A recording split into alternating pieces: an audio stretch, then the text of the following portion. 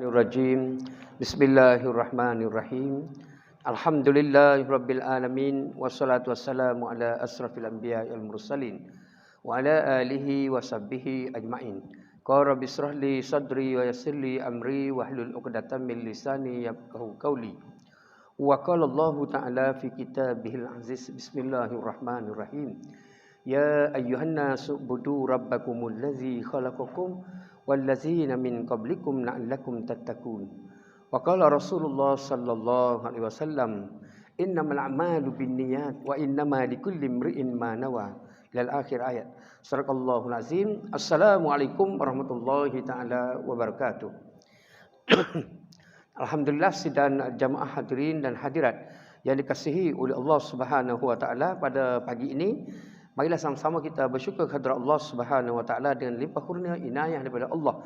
Kita semua dipilih oleh Allah Subhanahu wa taala sekali lagi untuk sama-sama berada di rumah Allah pada pagi ini. Jadi semoga kita semua sentiasa berada di bawah hifzillah, berada di bawah naungan Allah, penjagaan Allah, berada di bawah rahmat Allah Subhanahu wa taala.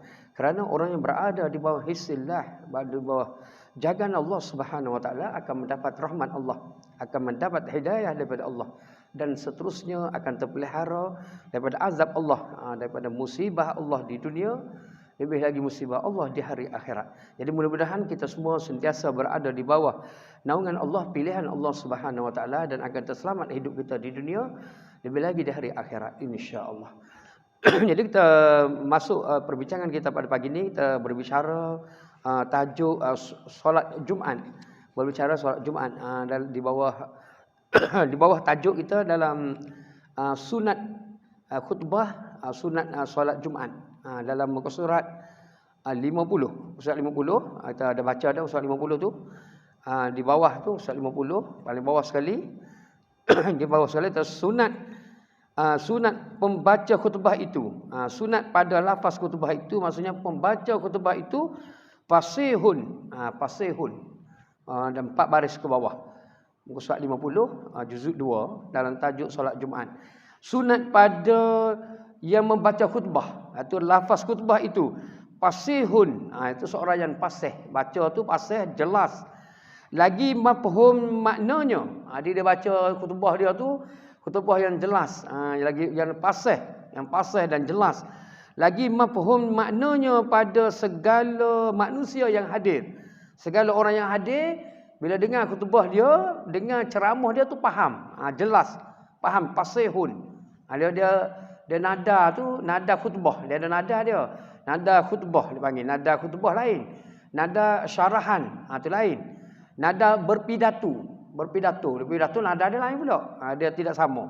Dia tidak nada menjerit, tidak menjerit lah. Fasihun berarti dia menyampaikan khutbah itu dengan suasana. Ada suasana penyampaian yang jelas, yang jitu, yang jelas. Penyampaian dia jelas, dipahami maknanya oleh segala manusia yang hadir. Segala manusia yang mari itu faham dan dengar. Semua yang datang tu faham dan dengar. Dengar bacaannya. Bacaan apa ni? Khutbah yang disampaikan. Bukan khutbah yang dibaca, tapi khutbah yang disampaikan. Sebab tu dia tidak kata pembaca khutbah. Dia tak kata pembaca khutbah, dia kata lafaz khutbah, penyampaian khutbah itu fasihun. Dia kata fasih. Dia menyampaikan khutbah, dia bukan membaca khutbah. Khutbah itu bukan dibaca, tetapi disampaikan dengan fasih. Maksudnya dia bersyarah, dia menyampaikan, dan dia melihat jamaah. Dia melihat jemaah, tidak melihat teks, tidak melihat teks khutbah, tapi pembaca khutbah itu melihat jemaah, melihat jemaah. Dan khutbah itu hendaklah sederhana panjangnya, tidak terlalu panjang dan tidak terlalu pendek. Khutbah itu tidak terlalu panjang dan tidak terlalu pendek, sebagaimana khutbah yang dibaca oleh Rasulullah sallallahu alaihi wasallam. Ada beberapa hadis yang menceritakan tentang khutbah yang dibaca oleh Rasulullah sallallahu alaihi wasallam. Kita ada petik beberapa hadis lain, kita ada catat dalam kertas kita, catatan ni, tentang hadis Nabi baca khutbah. Ada baca catat tu banyak, kena cari juga dari tempat tu. Ada Nabi membaca khutbah Nabi tu pendek. Qasran. Khutbah Nabi tu qasran. Wa yaktubu sallallahu alaihi wasallam qasran. Nabi membaca khutbah itu sederhana. Sederhana. Qasran tu artinya sederhana. Dan solat Nabi juga sederhana. Sederhana. Jadi tidak terlalu panjang dan tidak terlalu pendek bacaan khutbah tadi. Tidak. Jadi khutbah bila kita baca tu tidak terlalu panjang, menyebabkan jemaah yang dengar khutbah tu dia dapat, dia memperolehi, dia dapat, dia memahami apa yang disampaikan pada hari itu kepada jemaah. Dapat untuk yang berlaku seminggu pada tempat kita dikumpulkan untuk disampaikan nasihat pada minggu itu sekali. Katakanlah berlaku kematian, berlaku ada COVID tentang wabak pada minggu itu, bagaimana ujian Allah Subhanahu Wa Taala kepada kita, bawa pada khutbah, beritahu pada khutbah. Apa yang berlaku pada minggu itu? Berlaku kemarau, cerita tentang kemarau. Berlaku hujan, cerita tentang bagaimana tentang kelebihan sunat yang beramalan yang perlu kita laksanakan bila berlakunya hujan. Kalau kemarau macam mana amalan kita kena buat? Kalau di zaman Nabi hujan kalau kita tengok beberapa tajuk tentang solat turunnya hujan, ada tajuk depan nanti. Solat turunnya hujan. Ada permulaan turunnya hujan. Surat 63 itu tentang turunnya hujan. Apabila turunnya hujan di zaman Nabi, turun hujan walaupun tidak lebat. Hujan tu turun tapi walaupun tidak lebat. Bila datangi Rasulullah melaksanakan solat Zuhur, turunnya hujan, maka sunat pada hari itu, afdal pada hari itu melaksanakan jamak takdim. Kena buat jamak takdim walaupun tidak lebat. Rasa dah baca hari itu tajuk di sini. Di surah sini pun ada pernah baca sekali tajuk tu, ada pernah sampaikan di sini. Tajuk ada yang lepas. Ada tajuk lepas. Kita pernah baca tajuk tu dan akan datang pun ada. Nak datangi ke masjid untuk sembahyang berjemaah Zuhur, lepas tu hujan. Walaupun tidak lebat. Kalau lebat lagilah maksudnya. Ataupun berlaku waktu rem, maksudnya gelap. Berlaku gelap. Gelap, ribut, hujan, walaupun tidak lebat. Pada hari itu sunat melaksanakan jamak takdim. Buat jamak takdim 4 rakaat. Buat solat Zuhur 4 rakaat, terus buat solat Asar 4 rakaat. Jamak takdim. Jadi pada tengok solat tu hujan, tahulah hujan ataupun tahu lebih awal. Jadi terus datangi niat jamak takdim. Jamak takdim ni boleh niat ketika duduk tahiyat akhir pun boleh niat. Kita sembahyang Zuhur, contoh dalam perjalanan 4 rakaat dalam perjalanan musafir. Jadi kita sembahyang sampai di tahiyat akhir tu terlintas nak buat jamak takdim ataupun niat jamak takdim. Ataupun kita kata saya nak himpun solat Asar di dalam solat Zuhur. Boleh dah. Niat macam tu boleh dah. Ataupun niat jamak takdim. Niat gitu. Ada setengah tu dia lebih detail. Dia tunjuk niat tu. Niat dia lebih detail. Menghimpunkan solat Asar di dalam Zuhur atau lebih detail lah. Huraian boleh. Sah, semua sah lah tu. Kita niat jamak takdim pun boleh. Kita niat nak sembahyang Asar dalam waktu Zuhur boleh. Dihimpunkan padanya Asar boleh juga. Dihimpunkan padanya solat Asar. Solat fardu Asar. Boleh juga, ada beberapa perkara niat lah. Tapi memberitahu tentang jamak itu sendiri. Jadi niat jamak tidak wajib ada di dalam takbiratul ihram. Tak wajib ada dalam takbiratul ihram. Tetapi niat qasar wajib ada dalam takbiratul ihram. Saja aku sembahyang fardu Zuhur 2 rakaat qasar. Qasar tu wajib ada dalam takbiratul ihram.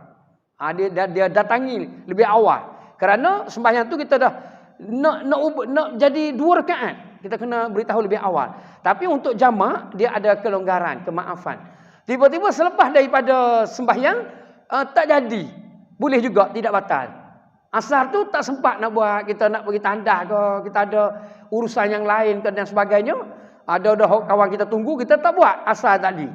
Tak apa, Zuhur saja, tidak batal, tidak rosak. Zuhur yang kita laksana 4 rakaat dengan meniatkan jamak takdim, tiba-tiba tak jadi, tidak batal. Sah dikira. Lepas tu bila masuk asar nanti, buat asar sajalah. Kerana ada suatu sebab dia tidak laksanakan sembahyang berikutnya. Sembahyang asar lah maksudnya. Dia ada suatu sebab, dia dimaafkan, sembahyang tu dikira. Jadi dia kata hendaklah pembaca khutbah itu fasih. Dia fasih, dia membaca khutbah, dia tidak bersyarah. Dia kalau bersyarah ataupun berpidato, dia bergerak ke kanan ke kiri. Tapi pembaca khutbah dia tidak boleh bergerak. Dia tak boleh berpaling ke kanan ke kiri. Tidak boleh mengangkat tangan. Dia tidak boleh mengangkat tangan. Kita hendaklah orang Islam semua bersyukur kepada Allah Subhanahu Wa Taala. Tak boleh. Tangannya tidak boleh diangkat. Tidak boleh angkat tangan.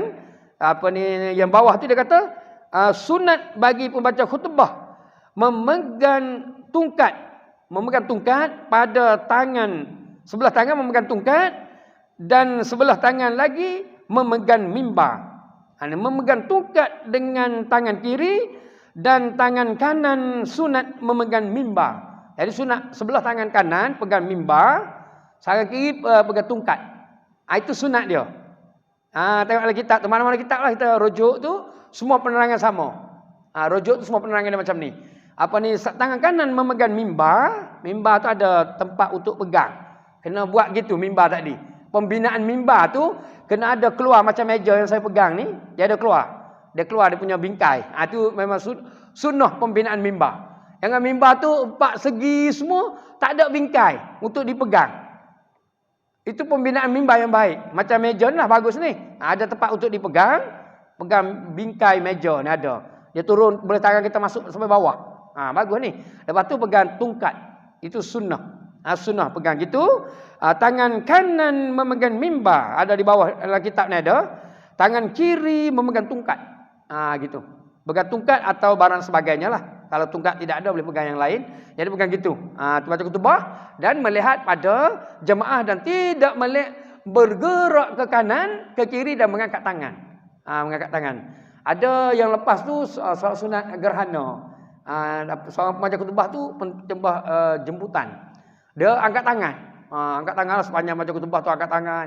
Waktu melihat kanan kiri bergerak lah, semangat lah. Baca khutbah tu dengan semangat. Tapi khutbah semangat gerhana. Ada kelonggaran lah sedikit di situ. Tapi sebagusnya macam khutbah Jumaat juga lah sepatutnya dibaca. Lepas tu bila jemput dia pembaca khutbah yang sama, datang semayang Jumaat juga dia bergerak macam tu. Dia angkat tangan juga, dia bergerak ke kanan, ke kiri. Lepas tu menjerit-jerit. Khutbah tu menjerit-jerit. Jerit. Khutbah tu jerit. Ada satu Jumaat lagi saya pergi, pembaca khutbah tu menjerit. Sebelum Covid dululah. Belum Covid dulu, pergi tu. Dia jerit sampai daripada awal sampai habis. Awal sampai habis. Lepas tu seorang jemaah dekat belakang tu dia macam tak puas hati. Dia marah dia pembaca khutbah. Sepatut janganlah marah. Nampak macam mana biar habis lah. Dia marah dia khutbah. Dia kata, cukuplah. Dia suruh berhenti. Dia suruh pembaca khutbah tu berhenti. Sebab menjerit-jerit khutbah tadi. Memang kita dalam keadaan gerung. Kita sendiri pun pendengar ni. Dalam hati bila lah nak habis khutbah ni. Bila lah nak berhenti. Dia jerit-jerit dia. Menjerit-jerit lah. Dan tidak dipahami. Bahasa dia jadi tidak faham. Menjerit dan laju. Sangat laju. Menjerit-jerit. Dia khutbah dia. Sehingga ada jemaah tegur dia suruh berhenti. Suruh habiskan awal. Maksud tak boleh lah. Tak boleh tegur macam tu. Suruh habis awal. Dan hendaklah dihantar tangan muka sebelah tu. Dan apabila selesai khutbah, hendaklah turun daripada mimbar dengan segera kepada mihrab dan berserta dengan iqamat serentak. Ketika duduk di atas tu habis saja khutbah, terus iqamat. Yang di bawah ni Bilal terus iqamat dan pembaca khutbah turun dengan segera daripada mimbar, turun dengan segera pada mimbar sampai saja di bawah untuk solat selesai iqamat. Iqamat tu selesai. Tidak kata dia turun sampai di bawah duduk tu baru iqamat dah. Di atas mimbar pembaca khutbah tu berada di bawah ni telah iqamat. Supaya sampai saja turunnya di bawah ke mihrab berserta dengan selesai khutbah, berserta dengan selesai iqamat. Supaya terpelihara mualat khutbah dan mualat sembahyang. Itu maksudnya. supaya terpelihara mualat khutbah dan mualat sembahyang. Kalau kita tengok yang lepas tu syarat khutbah. Muka surat sebelah tu, muka surat 49 bawah sekali, syarat yang ke-6, hendaklah berturut-turut segala kalimah khutbah. Hendaklah mualat segala kalimah khutbah dan mualat dua khutbah dan mualat sembahyang. Itu syarat dia. Muka surat 49 yang ke-6, syarat yang ke-6. Mesti ada mualat lapah khutbah. Mualat khutbah pertama dan khutbah kedua, dan mualat daripada sembahyang dengan daripada khutbah dengan sembahyang tu mualat. Apa dia mualat? Berturut-turut mualat. Lepas satu-satu. Tidak boleh jarak. Seperti mualat membaca surah Al-Fatihah di dalam sembahyang. Mualat tu berturut-turut. Tidak boleh jarak. Kita baca surah Al-Fatihah, mula daripada Bismillahirrahmanirrahim sampai waladhdallin, mesti mualat.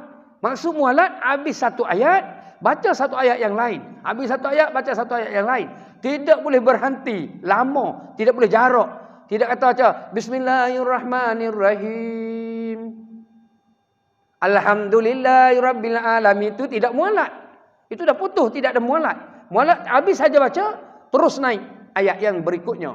Ayat berikutnya maksudnya segera, dengan segera. Itu artinya mualat. Jadi dia baca khutbah juga demikian. Lepas daripada baca satu ayat, khutbah dia baca terus, baca terus, baca terus. Dia tak boleh berhenti. Dia tak boleh berhenti. Dia seperti membaca surah Al-Fatihah dalam khutbah tadi. Bila habis khutbah pertama, dia duduk dengan sekadar membaca qul huwallahu ahad satu kali. Baca qul huwallahu ahad satu kali. Duduk situ, tidak boleh terlalu lama. Dia duduk lama, putus mualat. Jadi dia duduk, dia berdiri kembali, dia baca khutbah dengan mualat. Habis saja khutbah, dia kena turun dengan segera. Masa dia tengah turun tu iqamat, dia tengah baca. Dia tengah sebut iqamat. Supaya terpelihara mualat khutbah dan sembahyang. Bila dia sampai, selesai iqamat, terus dia jadi imam. Kalau dia jadi imam lah. Ataupun dia suruh orang lain jadi imam. Tapi segera. Terus takbir dengan segera. Supaya dua khutbah dan dua rakaat solat menjadi yang satu, menjadi yang sama.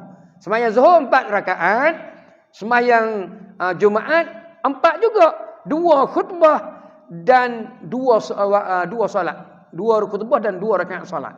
2 rakaat solat Jumaat. Jadi duduk dengar khutbah Jumaat seumpama sembahyang.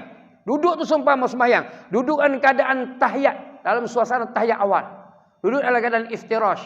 Duduk tu duduk dalam tahiyat awal. Duduk dengar macam tu, betul-betul dengarlah. Lepas tu ataupun duduk tahiyat akhir. Tak mampu tahiyat awal, duduk tahiyat akhir. Tahiyat akhir tak mampu juga, duduk bersela, tarabuk. Dan duduk iftirash tahiyat awal, duduk tawaruk tahiyat akhir, atau duduk tarabuk bersela. Itu 3 duduk tu ibadah, duduk ibadah.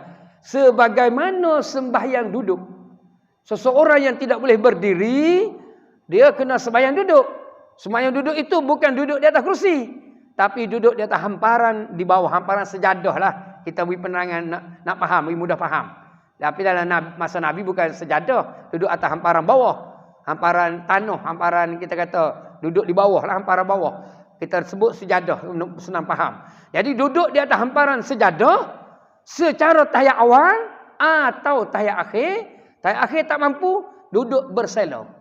Bersela tu duduk cara ibadat yang paling last adalah. Sekiranya duduk ikaat, apa dia ikaat?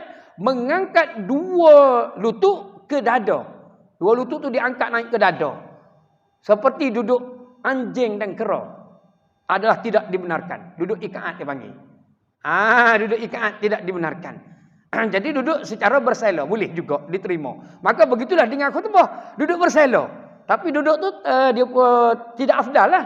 Duduk afdal ialah duduk tahiyat awal. Paling afdal lah. Tahiyat akhir. Tu afdal. Duduk kedudukan tadi. Kita tadi. Macam lepas sembahyang pun sama. Lepas sembahyang berzikirlah kamu. Berwiridlah kamu. Baca doalah kamu. Dalam keadaan duduk tahiyat awal. Baca doa tu kelepas solat tu. Dalam tahiyat awal. Tak mampu tahiyat awal, duduk tahiyat akhir.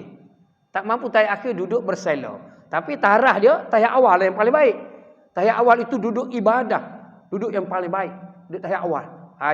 Yang kedua, duduk paling baik ialah tahiyat akhir. Duduk keadaan duduk di tahiyat akhir.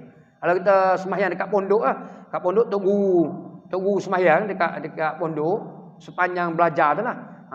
Dia jadi imam, tunggu jadi imam. Jadi bila dia sembahyang, habis saja sembahyang, selesai saja beri salam, selesai, dia istighfar sekejap, lepas tu dia akan bergerak menganankan tangan dia, bahu dia ni kepada jemaah. Menganankan bahunya kepada jemaah. Mengiri bahu dia ni kepada kiblat. Dia akan duduk macam ni. Dia akan duduk gini. Tu. Dia kedudukan Tok Imam tadi. Selepas sembahyang. Kedudukan dia menganankan makmum, mengirikan kiblat. Kerana itulah sunnah yang dilakukan oleh Nabi SAW. Tengok dalam kitab kita, ada dalam ni, kitab kita malam tadi ada ajar di Semenyih. Tajuk tu, tajuk menganankan makmum dan mengirikan kiblat. Ada dalam kitab kita lah. Pergi tengok di juzuk 1, tajuk sunat selepas solat. Tajuk dia amalan sunat selepas solat yang dilakukan oleh Rasulullah sallallahu alaihi wasallam ialah menganankan makmum dan mengirikan kiblat. Berubah kedudukan imam tadi. Imam tu berubah kedudukan dengan menganankan makmum dan mengirikan kiblat. Dalam tajuk amalan sunat selepas solat. Ada di situ amalan sunat selepas solat. Tengok muka surat 231. 231 ada sunat bagi imam menganankan makmum jemaah dan mengirikan mihrab. Dia kirikan mihrab selepas daripada dia solat. Lepas solat tadi. Itu amalan yang dilakukan oleh Rasulullah sallallahu alaihi wasallam. Jadi itu antara perkara yang perlu kita laksanakanlah kalau kita ada kemampuan kita ada buat. Ada orang tanya, "Ustaz, macam mana ada orang mari sembahyang masjid, dia mari sembahyang, dia sembahyang Jumaat, dia sengaja memasbukkan diri dia. Mari sembahyang fardu pun masbuk, mari lewat, sengaja. Lepas tu mari sembahyang Jumaat pun masbuk. Melewatkan Jumaat. Sengaja. Mari tu orang duduk tengah baca khutbah dah. Mari orang duduk tengah sembahyang dah. Orang duduk tengah sembahyang dia mari. Selalu macam tu. Dia sengaja memasbukkan diri dia. Mari sembahyang fardu pun sama. Mari sembahyang Jumaat pun sama. Jawab dia tidak boleh. Tidak boleh lah. Kalau tengok dalam tajuk yang lepas tu. Barang siapa tidak mendengar khutbah. Tengok dalam hadis Nabi. Beberapa hadis Nabi, dia tak mendengar khutbah. Barang siapa tidak mendengar khutbah atau dia berada dekat masjid juga tapi dia tak dengar khutbah. Ataupun dia mari lewat khutbah dia tak dengar. Ataupun dia bermain-main ketika khutbah sedang dibaca. Ataupun dia tertidur. Ataupun dia bergerak-gerak anggotanya ketika khutbah dibaca. Maka lalailah ia, laralah ia. Maka barang siapa lara, tidak ada Jumaat baginya. Maka dia lara. Waman lara fala jum'atalahu. Tidak ada Jumaat baginya. Jadi, hak mari lewat, yang mari awal tapi tak dengar, yang mari awal tapi tertidur, yang mari awal tapi duduk main telefon, duduk bersembang ketika khutbah sedang dibaca, atau duduk gerak-gerak tangannya dan sebagainya, semuanya itu lara baginya. Barang siapa lara, tidak ada Jumaat baginya. Maka dia lara. Waman lara fala jum'atalahu. Tak ada Jumaat baginya. Tak boleh lah. Mari masbuk, mari lewat tak boleh. Mari awal tak dengar tak boleh. Apatah lagi mari lewat. Dia kata mari lewat. Tidak ada Jumaat baginya. Ada mazhab kita lah kalau tak ada Jumaat baginya, bermaksud tidak ada pahala Jumaat baginya. Jumaat dia sah, pahala tak ada. Kalau dia mari, Tok Imam duduk tahiyat akhir dah. Lagu mana? Dia mari sembahyang Tok Imam tahiyat akhir. Dia tak dapat. Rakaat pertama tak dapat. Rakaat kedua pun tak dapat. Rakaat tahiyat akhir tak dapat lah. Tak kira lah. Dia mari Tok Imam duduk sampai Allah liman hamidah. Rakaat kedua. Tu tak dapat tu. Dia panggil tak dapat langsung rakaat tu. Tak dapat langsung rakaat tu. Selepas Tok Imam beri salam, dia kena sembahyang zuhur 4 rakaat. Tak perlu ubah niat. Niat tak perlu ubah. Terus bangun sembahyang 4 rakaat. Itu dalam penerangan kita dah ada. Tapi penerangan ada sebelum ni. Dalam tajuk ni pun ada. Penerangannya ada. Bahawa tidak perlu ia berubah niat. Dan dia perlu tambah 4 rakaat kerana tak dapat asung. Tapi kalau sembahyang lain, tambah mengikut apa yang kita dapat tu. Kalau sembahyang Zuhur, sembahyang Asar, kita datang dapat 1 rakaat, tambah 3 je lah. Kalau Asar. Tapi untuk solat Jumaat, tidak boleh tambah 2 rakaat.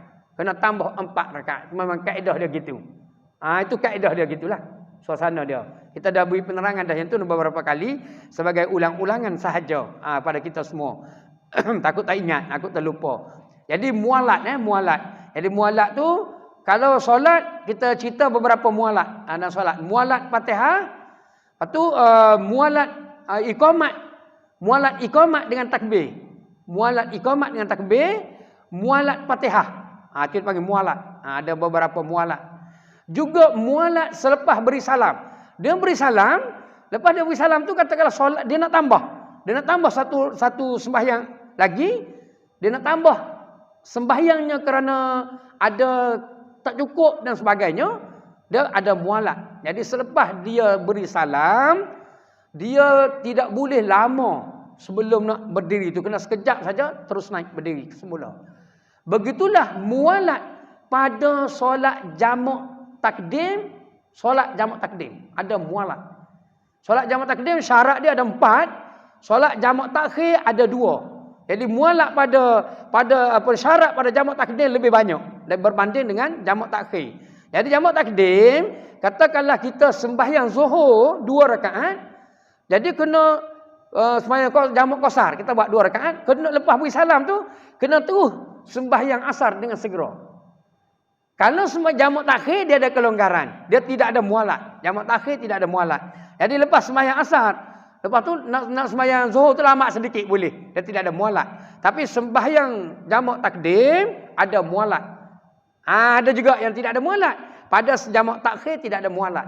Jamak takdim ada, tapi biasanya kita tak buat lah. Walaupun tidak ada mualat, kita lepas sembahyang 2 rakaat terus bangun 2 rakaat lagi.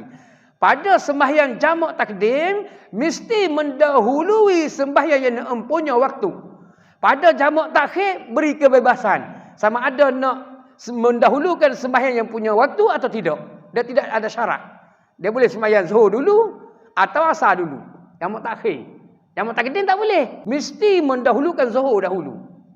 Ada beberapa perbincangan di situ. Ada kita kena ada jelaslah. Jelas ada kawan tu, seorang tu mesej mari, dia kata Ustaz, ada orang beritahu kena buat jamak takhir ni sembahyang Zuhur dulu. Lepas tu pula mesej mari pula, Ustaz, ada orang beritahu dia pula kena buat Asar dulu. Jamak takhir mana yang mana ni? Dia kata, yang mana satu yang betul ni? Jawab dia, boleh dua-dua. Sebab jamak takhir syaratnya tidak ada mualat. Jamak takdim syaratnya mualat. Mendahului sembahyang yang punya waktu dan ada mualat pada jamak takdim. Kena ada jelas di situ. Habis itu dan kita sambung lagi di bawah tu muka surat 51, dan bermula sunat sembahyang pada rakaat yang pertama membaca surah Jumaat. Selepas surah Al-Fatihah baca surah Jumaat atau baca Sabbih isma rabbikal a'la. Pada rakaat yang kedua baca surah Al-Munafikun. Rakaat pertama baca surah Jumaat, selepas surah Al-Fatihah, rakaat yang kedua baca surah Al-Munafikun, lepas surah Al-Fatihah. Atau baca Sabbih, rakaat pertama, rakaat yang kedua baca Hal ataka hadisul wasiyah. Itu dia punya regu dia lah, regu dia. Atau baca Kuliah dan Qul huwallah, dia punya regu dia. Regu bacaan tadi. Beberapa surah yang Nabi baca tu ada regu dia. Atau Qul a'udzu birabbil falaq, Qul a'udzu birabbin nas. Nabi membaca ketika sembahyang maghrib, Qul huwallah, Kuliah dan Qul huwallah, dia regu dia Nabi baca. Dan ketika di dalam musafir, Nabi membaca Qul a'udzu birabbil falaq, Qul a'udzu birabbin nas. Rakaat pertama Qul a'udzu birabbil falaq, rakaat kedua Qul a'udzu birabbin nas. Nabi membaca solat jamak qasar di dalam perjalanan antara surah-surah yang Nabi baca. Ini surah Jumaat Nabi baca surah Al-Munafikun atau surah Sabbih atau Hal ataka hadisul wasiyah. Dan surah ni juga pada sembahyang hari raya. Sembahyang hari raya bawa surah ni. Pada sembahyang Jumaat bawa surah ni. Boleh juga bawa surah lain, tapi panjang dia sepanjang surah ni. Panjang surah ni. Lebih kurang panjang surah tu. Jangan terlalu pendek lah. Jangan ambil surah yang terlalu pendek. Kalau kita ambil macam Wadduha tu pendek lah. Wadduha Alam Nasrah tu pendek. Wadduha Alam Nasrah. Sembahyang ni dia ada 3. Sembahyang Isya, sembahyang Zuhur, sembahyang Asar, sembahyang yang sederhana. Sembahyang tu sederhana. Surah dia bawa surah yang ni lah, surah yang sederhana ni. Sabbihi hal ataka hadisul wasiyah tu surah yang sederhana. Sembahyang subuh surah yang panjang. Mai subuh tu sembahyang yang panjang. Rakaat yang pendek, surah yang panjang. Mai subuh. Apa ni bawa surah-surah yang panjang, bawa surah Muzammil, surah Mudassir, bawa apa ni surah Al-Hujurat, surah-surah yang panjang. Sembahyang subuh rakaatnya pendek, surahnya panjang. Sembahyang maghrib, sembahyang yang pendek. Bawa surah-surah yang pendek. Nabi bawa surah yang pendek pada sembahyang maghrib. Itu antara kaedah dia. Bawa itu. Dan sekiranya tertinggal membaca surah Jumaat, ayat Jumaat tadi tertinggal, atau sabih tertinggal, surah yang sunnah yang dibaca oleh Nabi sallallahu alaihi wasallam tertinggal, maka hendaklah dibawanya pada rakaat yang kedua. Dibawanya pada rakaat yang kedua. Jikalau pada rakaat yang pertama dia dah baca dah surah Al-Munafikun atau hal ataka hadisul wasiyah, maka rakaat yang kedua dia kena bawa surah yang tadi, yang sebaliknya. Tak apa. Rakaat yang dia tukar boleh, dibenarkan dia tukar. Pada dua ni sunnah. Sunnah dua surah ni dia tukar boleh. Pada sembahyang hari raya ke tak apa, dia tukar boleh dua surah ni. Dan jikalau kedua-dua surah ni tidak dibawa pada rakaat yang pertama, maka hendaklah dibawa pada rakaat yang kedua dua surah tu sekaligus. Pada rakaat yang kedua bawa dua sekaligus surah tu. Ataupun salah satu, boleh jugalah buat salah satu. Bawa salah satu. Bawa dua, lagi baik. Dihimpunkan dua surah itu serentak di rakaat yang kedua. Bawa dua surah tadi. Kalau bawa salah satu pun tak apa dah. Jadi bawa dua surah, himpun. Rakaat pertama sebaca Wadduha. Telitah rakaat yang kedua, himpun dua surah. Himpun dua surah yang sunnah. Begitulah pada pagi subuh Jumaat. Sembahyang subuh Jumaat pagi, ayat sajadah sama macam ni penerangan dia. Ayat sajadah seperti tajuk yang lalu yang kita berbicara dalam baca surah Al-Fatihah dan baca surah-surah tajuk yang lepas. Jadi dia lama dah masuk kata lepas tu, dah lama dah. Mungkin terlupalah, hari Jumaat terlupa. Jadi ada sahabat kita tanya pada bulan lepas, kita datang tanya tentang ayat sejadah subuh Jumaat. Ustaz, tu imam kita terlupa subuh Jumaat, dia terlupa. Boleh tak dia nak bawa pada rakaat yang berikutnya? Boleh. Dan kena himpun dua surah pada rakaat yang kedua. Himpun dua surah. Rakaat yang pertama terlupa ayat sejadah, rakaat yang kedua himpun dua surah. Surah sejadah dan surah hal ata alal insan. Himpun dua surah. Tapi tak mampulah kita nak himpun dua surah panjang. Satu surah tak apa dah lah. Baca satu surah. Pada rakaat yang kedua. Sekiranya tertinggal rakaat yang pertama, bawa di rakaat yang kedua. Soalan sahabat kita lagi tanya, dia kata bagaimana imam baca ayat sejadah tu separuh. Separuh. Lepas tu hal ata alal insan separuh juga. Lagu mana boleh ke tak? Tanya gitu, boleh ke tak? Soalan ni. Suka juga lah soalan tu. Tanya soalan macam mana. Jadi kadang-kadang tu imam, kadang-kadang tak boleh marah dia juga. Kalau kita tanya betul-betul, dia tak larat. Tu imam tak larat rupanya. Dia selalu baca. Tiba-tiba hari tu, dia baca separuh. Tanya dia kenapa? Dia tak larat. Ataupun dia kata keadaan tempat kita ni orang bekerja jauh dan sebagainya. Jadi kita melihat pada jemaah. Jemaah tu nak pergi jauh. Kita pun baca ayat sejadah tu separuh. Separuh. Kalau cuti sekolah ataupun subuh awal, kita baca seperti biasa ustaz. Kalau subuh tu lewatlah sekali-sekala. Tu ada kemaafan lah, kita kata boleh lah. Berarti dia tahu. Dia tahu benda tu. Dia buat tu kerana dia raikan jemaah, kerana ada sesuatu sebab. Dia tak sihat pada hari itu. Memang subuh masuk lewat. Dia raikan jemaah. Dimaafkanlah. Jangan subuh masuk awal pun baca separuh juga. Tak boleh lah. Subuh masuk awal baca separuh juga. Cuti sekolah baca separuh juga. Sentiasa dia baca penuh. Tapi beberapa kali. Ada sekali-sekala. Ada kemaafan di situ. Sekali-sekala. Jangan rengka semua. Baca ayat sejadah tadi adalah sunnah ayat sejadah tu. Ayat sunnah. Sehingga tertinggal ayat sejadah di rakaat yang pertama, hendaklah dibawa pada rakaat yang kedua. Sebab apa? Sebab sunnah dia. Begitu je ayat ni. Apabila tertinggal ayat Jumaat pada rakaat pertama, hendaklah dibawa pada rakaat yang kedua. Kerana sunnah ayat ni. Sunnah ayat ni. Ayat ni dibawa oleh Nabi, sunnah. Pergi kepada penerangan dalam tajuk lain. Akan jumpa sunnah ayat ni. Kalau sajadah memang ada dalam kitab ni tu. Kita dah baca dah hari tu. Ada sahabat kita tanya, adakah ayat ni tidak sunnah Ustaz? Sunnah ada dalam kitab. Nabi sentiasa membaca ayat sejadah pada pagi subuh Jumaat. Kecuali ada sesuatu hal yang tertentu. Ada kita kata wabak. Ada Nabi pergi musafir. Ada berlaku musibah. Dia ada wabak berlaku. Ada berlaku wabak pada Madinah pada suatu hari itu. Pada satu masa berlaku sebulan wabak di Madinah. Di Madinah berlaku wabak tu sebulan. Berlaku kekacauan. Dan wabak di Madinah selama sebulan. Dia ada sebab-sebab lain. Nabi tak baca tak ada sebab. Ada juga Nabi tak baca. Ketika Nabi musafir, tak baca lah musafir. Tidak sunat membawa ayat yang panjang ketika musafir. Nabi bawa surah lain. Tapi yang penuhnya membaca ayat sejadah tadi. Ayat sejadah, tapi ada juga tidak baca. Ada sebab-sebab yang tertentu Nabi tak baca tadi. Dan ada ketika penduduk Madinah disihir. Termasuk Nabi kena sihir. Kena sihir penduduk Madinah. Orang-orang tu datang pengkhianat, dia sihir penduduk Madinah. Sihir Nabi, dia dengki. Jadi dia sihir. Maka Nabi telah membaca ayat di telaga. Satu telaga di Madinah. Madinah ni ada telaga. Ada telaga yang diwakafkan oleh Sayyidina Uthman. Diwakafkan oleh Abdul Rahman bin Auf. Dan beberapa jutawan Madinah mewakafkan telaga untuk umat Islam guna. Dia ada telaga untuk ambil air sembahyang dan sebagainya. Banyak biji telaga lah di kawasan Madinah tadi. Lepas berlaku dalam zaman zaman Khalifah Harun al-Rashid, telah mula berlaku empangan. Bina empangan di Mekah, empangan di Madinah. Untuk kemudahan pelaksanaan ibadat haji.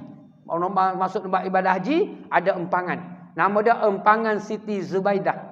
Dekat Masjidil Haram, dekat Madinah.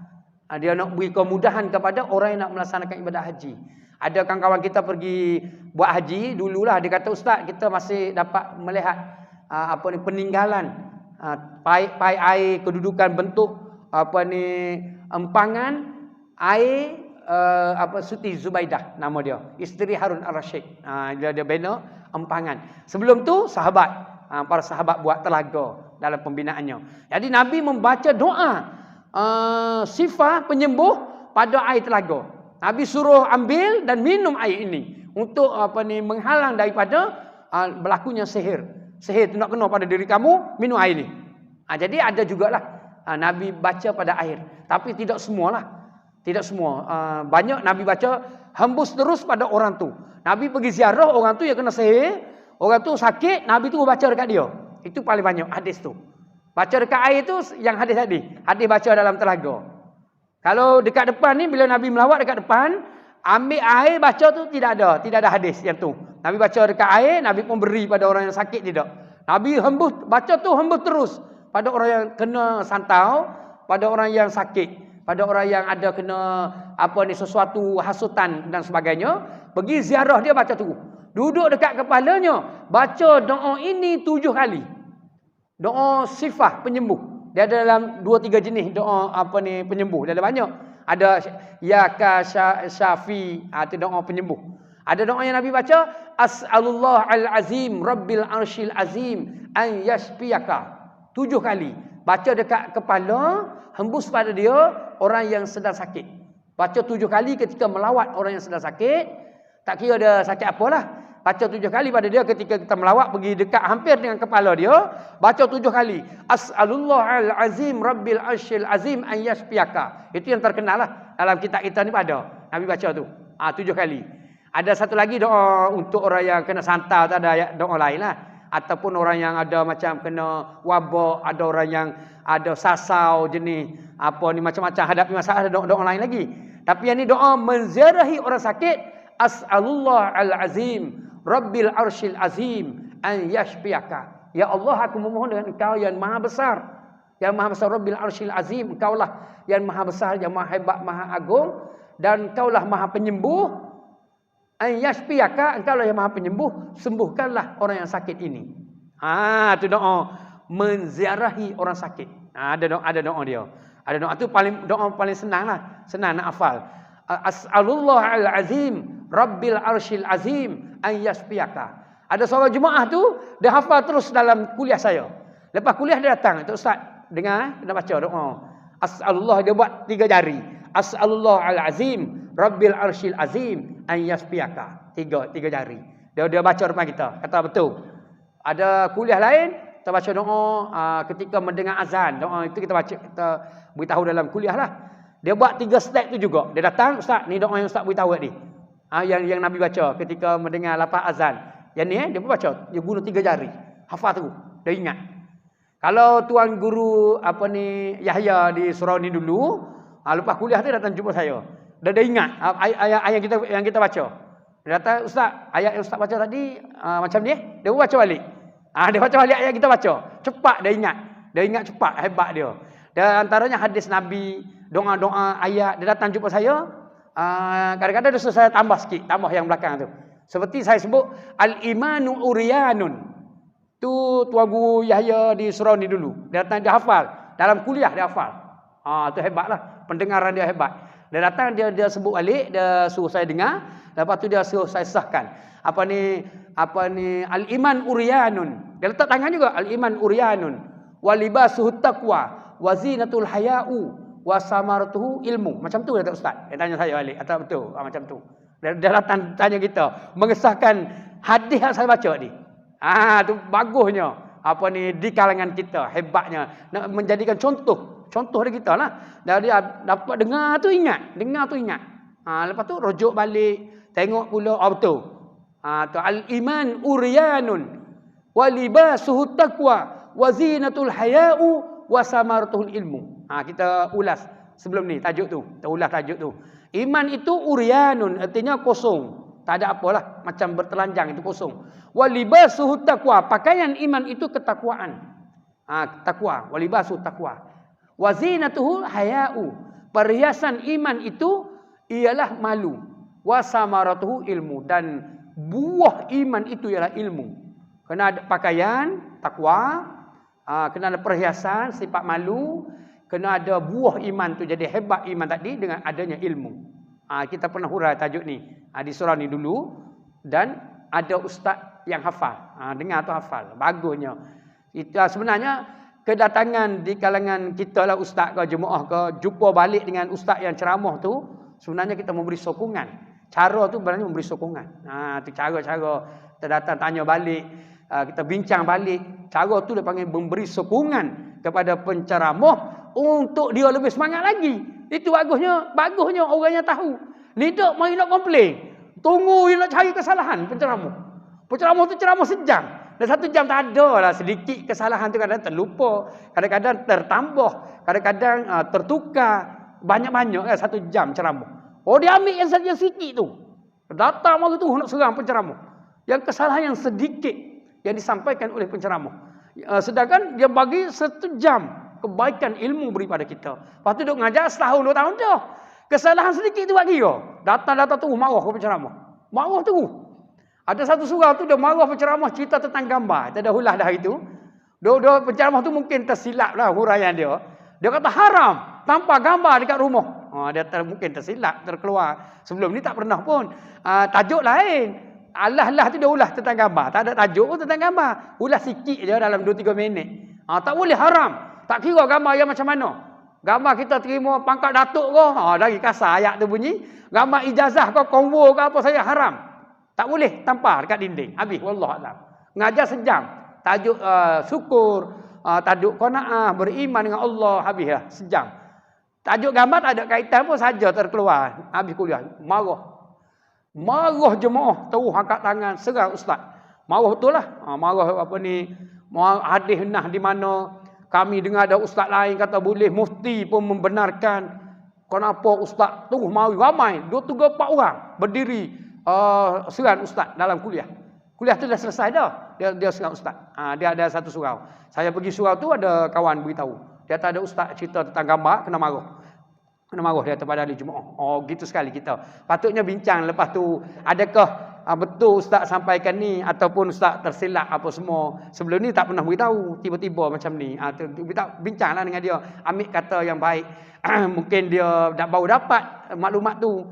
Kita tunjuk balik hadis, tunjuk balik penerangan ustaz-ustaz yang lain. Beritahu pada dia, gambar tu ada dua, satu yang dibenarkan, satu yang tidak dibenarkan. Jikalau tutup aurat dan gambar tu nipis, dibenarkan. Kalau berketul, dia berketul, tutup aurat atau tidak tak boleh. Tak boleh berketul. Macam piala, di atas piala tu ada orang. Ada piala, terdapat anugerah lah. Piala main tenis ke, piala taekwondo ke, piala dia dapat piala, dapat juara. Atas piala tu dia buat gambar orang, dia buat bentuk orang, tak boleh tu. Walaupun kecil, di atas tu tak boleh. Itu salah. Tidak boleh ada bentuk 3 dimensi, tak boleh. Kalau nipis ditampar dekat dinding boleh, tapi mesti tutup aurat. Tutup aurat. Kalau tak tutup aurat tak boleh lah. Saya pergi ada seorang dekat Ampang, dekat Taman Kosas, dia panggil saya pergi rumah dia. Dia kata kakak dia tu kena santau, sakit lah. Sakit dia kata macam duduk seorang jana sasau, tak kahwin lah, usianya dah 54 dah. Lepas tu jadi macam kena tu lama dah, dia kena tu. Macam sasau, duduk seorang, dia jaga kakak dia. Dia ngajar dekat sekolah tadika, dia saya pergi. Sekolah tadika tu kawan saya buka sekolah tu, guru sekolah tu. Pergi rumah dia, ada kakak dia. Dia kata, ustaz cuba tengok. Dia macam disantau. Lama dah saya jaga dia. Dia diam, berjalan, tak cakap dengan orang. Dulu okey, lepas ni dalam 10 tahun kebelakangan ni jadi gitu. Kenapa? Saya pun tengok rumah dia. Tengok rumah dia dipenuhi dengan gambar yang tahun 70-an, 80-an, 70-an, gambar dia belajar sekolah menengah. Sekolah menengah biasa. Cuba kita bayangkan tahun 70-an, macam mana wanita. Tak tutup aurat. Gambar dia pukul dekat taman bunga dengan kawan dia, tak tutup aurat. Sekarang ni dia tutup aurat lah. Tahun 2000, 2010, 2020 tutup aurat. Tapi tahun 70-an, tahun 80-an tak tutup aurat. Gambar tu dia tampal dekat dinding rumah dia. Saya beritahu dekat adik dia, gambar ni tak boleh. Kenangan ni tak boleh. Jadi gambar ni masuk dalam album. Printkan dia masuk dalam lacikan dia. Tak boleh ditayangkan macam ni, gambar ni. Walaupun gambar kita sendiri pun tak boleh. Walaupun nipis pun tak boleh. Yang ni saya minta simpan. Kalau tidak saya tak boleh buat solat hajat pada hari ini. Saya nak baca doa, halau hantu syaitan tak boleh. Tak boleh, tak lari lah benda mengundang dia tu ada dalam rumah tu. Jadi cari piala ada, buah piala. Lepas tu jumpa teddy bear, tidak beruang nak atas dalam bilik tidur nak dia peluk. Kata yang ni pun tak boleh. Beberapa rumah saya pergi sembahyang hajat, yang panggil saya tu, baru ni dekat Taman Jasmine, ada 2 teddy bear besar. Anak dia daripada Universiti UiTM Sahalam, tak boleh duduk dalam asrama, sakit, macam kena santau, balik ke rumah. Lepas tu barang penuh dekat luar. Dalam rumah lah, tapi di sebelah luar. Saya masuk tu, buka pintu terus barang tadi. Antaranya beruang besar 2 ekor. Ini yang siapa punya? Anak saya sakit dekat UiTM lah. Dia bawa balik. Yang ni buang. Saya tak nak ada dalam rumah ni. Boleh tak? Kenapa ustaz kena buang? Sebab di antara malaikat tak masuk rumah ni. Tak masuk rumah malaikat ni. Berbentuk, berketul, bentuk. Ada binatang macam tu. Tak boleh. Kena buang. Ustaz suruh buang. Dia pun buang. Tak nak keluar. Dah kita suruh. Kalau kita kata ada kelonggaran, dia pun sayang. Kalau kita suruh buangnya, buang dia. Sebab ustaz nak mari solat ni hari ni. Jadi solat hajat, baca ayat kursi, baca ayat-ayat penyembuh, baca ayat penghalau dalam rumah dia lah. Tu. Man qara'a ayatul kursi, man qara'a berasa pembaca ayat kursi fi baiti, di sebuah rumah tu dia baca, kharaja minhu syaitan. Keluar daripada rumah dia syaitan. Baca ayat kursi. Man qara'a ayatul kursi fi baitihi, di rumah dia, kharaja minhu syaitan. Lari daripada rumah tu syaitan. Baca ayat kursi, baca ayat-ayat yang lain, insya-Allah lari syaitan. Dengan syarat tak ada gambar-gambar tadi. Gambar-gambar tu tak ada. Ada gambar tu. Jadi dia buang semua gambar-gambar tadi.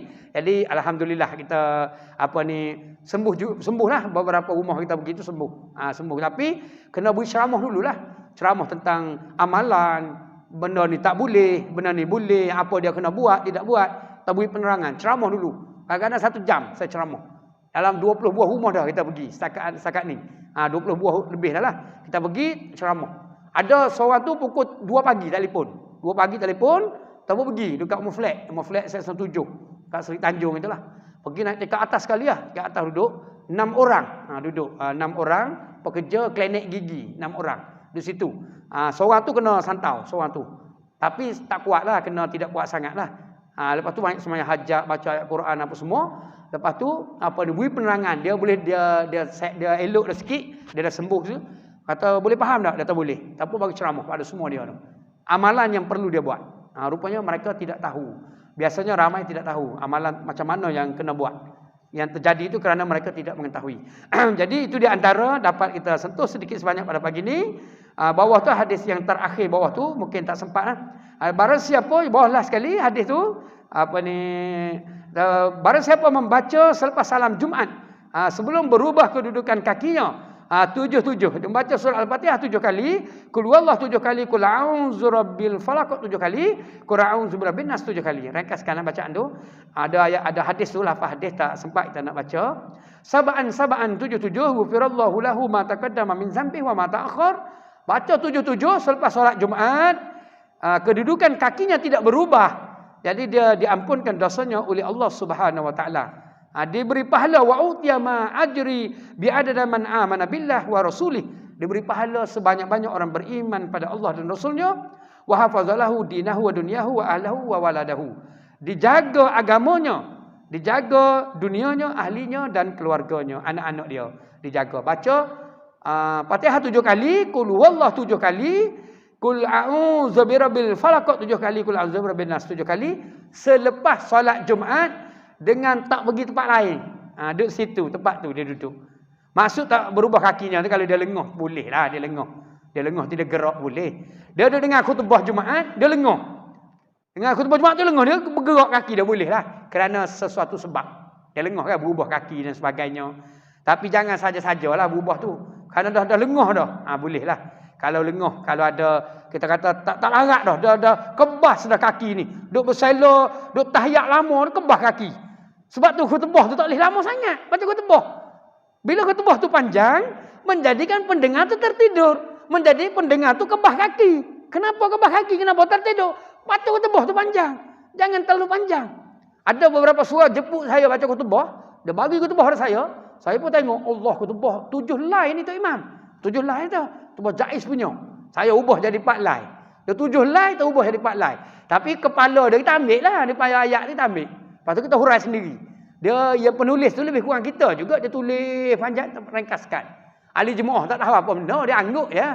Ahli jemaah kata, khutbah Jaiz dah lah kali. Tajuk ada. Tajuk tu sah keluar dekat skrin. Tapi jangan keluar tag khutbah lah. Tag khutbah berat kita. Kalau dia tulis tajuk saja, tu boleh. Kita ubah.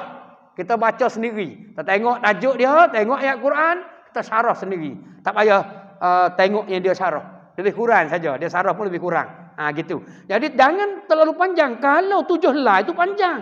Baca 4 line cukup. 4 line saja. Khutbah tu jangan terlalu panjang. Lepas tu kita pendengar ni pergi nak dengar khutbah tu nekat. Saya tak nak tidur hari ni. Nekat. Pergi tu pakai minyak wangi. Dia minyak wangi ni menyegarkan orang. Segar. Lepas tu mandi. Kena mandi. Pakai minyak wangi ada dalam tajuk kita di depan nanti. Tajuk sunat-sunat pergi ke masjid. Ada tajuk depan. Nanti ada tajuk pakai minyak wangi, mandi supaya tidak tidur ketika mendengar khutbah Jumaat. Ni Tok Imam beri salam, Assalamualaikum, tidur dah. Tok Imam tak ada baca. Tok Bila dia tidur dah. Tok Bila innallah tidur dah. Berat tidur ni atas ni. Tok Bila innallah tu tidur dah. Tok Bila bukan khutbah lagi. Tok Bila innallah ngidum molek Tok Bila ni. Aku tidur ni. You nak mahu Tok Bila tidur dah dia. Padahal dia memang tidur. Ataupun nak tengok azan tidur dah. Mari tidur dah sampai duduk tu tidur selalu dah. Khutbah pun dak lagi, azan pun dak apa tidur dah. Pada juga. Tu. Tidur ketika baca khutbah terus tidak dikira terkeluar daripada ahli Jumaat. Satu. Yang kedua, jikalau bergerak papai punggung batal.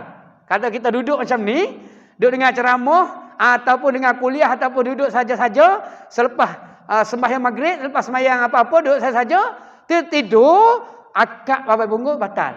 Dia kaedah dalam bab sebatal air sembahyang ni, terangkat papan punggung. Akad papan punggung batal. Jadi kita tidur pas kita dengar khutbah, jikalau apa-apa bunga kita terangkat, hukum dia batal, kena pergi sembahyang yang baru. Kalau tidak sembahyang dengan tidak sah. Sembahyang tidak sah. Tapi kalau mengantuk tak apa, macam mengantuk, sengguk je lah. Sengguk gitu, sengguk. Kalau mengantuk, sengguk, tukar gitu mata. Sengguk juga, nekat, aku tidak tidur, jangan tidur. Buat gitu, diri kita. Mari daripada rumah gini nak dengar khutbah, sampai habis hari ni. Gitu. Nekat kita. Tu. Jadi pembaca khutbah yang ringkas, pendengar khutbah mengambil berat dan ready dengan pakaian yang baik, pakaian yang dibasuh, yang baru pakai. Tidak pakaian daripada pagi tadi berbau pakaian tadi. Dah pergi kat kedai, dah pergi jumpa kawan, dah minuman dan sebagainya dah. Bergerak akak barang, dah berpeluh berbau pakaian. Tak mandi, tak pakai minyak wangi. Mari nak tidur sungguhlah. Tak memberi sokongan. Tak pakai yang baru, yang bersih, pakai minyak wangi, ambil air sembahyang, cari tempat duduk yang elok, sembahyang sunat, nekat, memberitahu dan doa, ya Allah, ya Tuhanku, biarlah pada hari ini aku boleh dengar khutbah daripada awal sehingga akhir dengan baik. Minta gitu. Mari lebih kurang, sembahyang pun lebih kurang, duduk tidur terus. Tidur selalu dah. Terkadang ni tak ada lah kita nilai. Bila mari baca khutbah tidur. Takut sebahagian besar tidur. Kalau datang lagi Qawi, ada beberapa surau tempat lain dah semenyih. Saya ceramah semenyih 3 surau. Dia kata kami dulu ustaz dekat surau kami buat Jumaat dekat Ricing, dekat Beranang, dekat sanalah, kawasan sana saya ngajar. Malam tadi sana semenyih. Sabtu ngajar kawasan semenyih. Sebab dulu saya nak beli rumah di sana. Lepas tu saya tak jadi, kawan saya beli. Kawan saya ramai tinggal dekat Taman Pelangi, Tasik Kesoma, kawan-kawan saya lah. Cikgu ramai sana. Sebab tu saya ceramah di sana banyak. Jadi dia beritahu Jumaat di tempat dia dulu 500 orang. Sekarang ini 250. Dia sembahyang Jumaat dia selang-seli.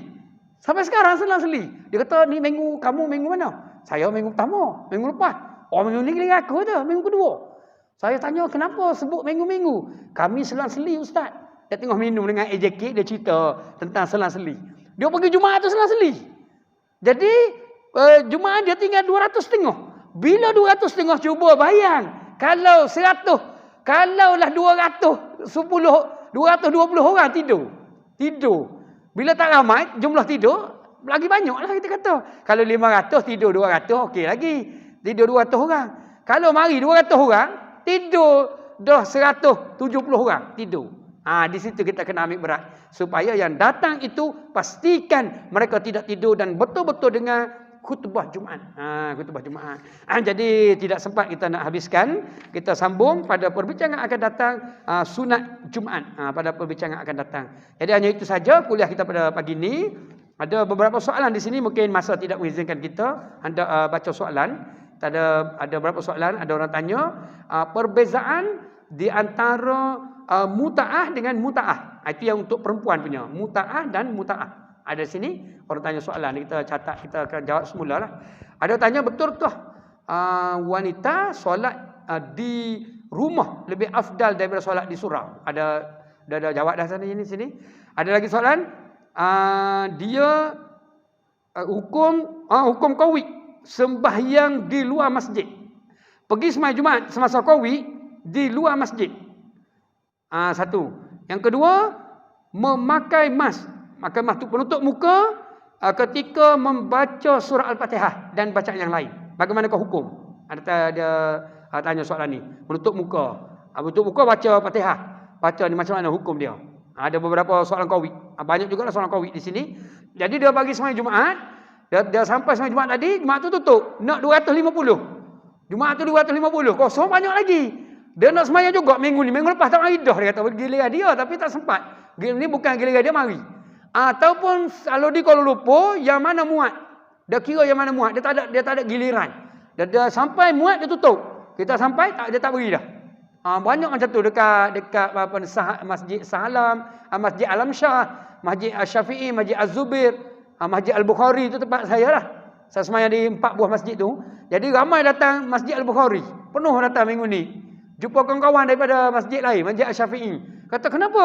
Sana tutup ustaz, tak boleh nak sembahyang. Dah cukup je suruh tutup. Waktu cepat, tutup tu terlalu cepat. Jadi kami kena mari sinilah. Setiap minggu mari masjid ni. Jadi dia pergi ke masjid yang tutup tadi, dia sembahyang di luar pagar. Ketika pagar ditutup, jawab dia tidak boleh dan batal. Jawab dia tidak boleh. Kita dah baca dah yang lepas, tajuk solat berjemaah ada 7 syarat. Salah satu syarat dia, makmum boleh pergi ke tempat sah imam dan sah makmum yang lain. Dia boleh pergi. Makmum yang berada di luar kawasan, di luar bilik, berada di bangunan yang lain, di tempat di luar daripada masjid, luar daripada tempat tu, dia boleh datang apabila memerlukan dia berjalan 2 langkah sampai dekat pintu, dia boleh tolak. Dia tolak dengan tidak bergerak banyaklah. Boleh terbuka. Pintu itu tidak dikunci, tidak dimanggakan. Dia tutup sahaja tapi tidak dimanggakan. Sah. Boleh. Macam di Aswad-Asabah, dia tutup di dalam, di luar sana kalau memerlukan dia datang, dia boleh masuk. Sah. Dia boleh masuk. Itu sah. Macam sembahyang di atas. Hari Jumaat, sembahyang di atas separuh, sembahyang di bawah separuh. Jadi sekiranya yang di atas tu memerlukan dia turun, boleh turun tak? Boleh. Dan sekiranya yang di bawah ni memerlukan naik, boleh tak? Boleh. Boleh naik. Dengan dia mengundur ke belakang, dia gerak, dia naik boleh. Dia datang, dia mengundur, boleh, maka dikira kedudukan dia tadi. Dimaafkan. Jadi yang tak boleh ialah kunci. Dia pergi tu kunci, dia sembahyang dekat luar. Dia kata, "Ustaz, khutbah kami dengar, jemaah dalam kami nampak, tak ada masalah, kami sembahyang. Tak ada masalah." Kata jawab dia tak boleh. Walaupun dengar khutbah, walaupun nampak ahli jemaah di dalam, tapi nak pergi tak boleh, batal. Baiklah sembahyang zuhur. Dia kata dia minta masuk, AJK tak bagi. Dia suruh saya balik. Saya tak nak balik, Ustaz. Tak sembahyang banyak kali dah. Dia tak nak sembahyang juga. Jadi jawabnya tak boleh. Mesti sembahyang zuhur. Mesti sembahyang balik ke rumah lah, sebab tertutup di situ. Jadi rasa itu saja, insya-Allah kita sambung semula tajuk ni. Sekian dulu. Assalamualaikum warahmatullahi taala wabarakatuh. Auzubillahi minasyaitonirrajim. Bismillahirrahmanirrahim. Alhamdulillahirabbil alamin. Allahumma shalli ala Muhammad.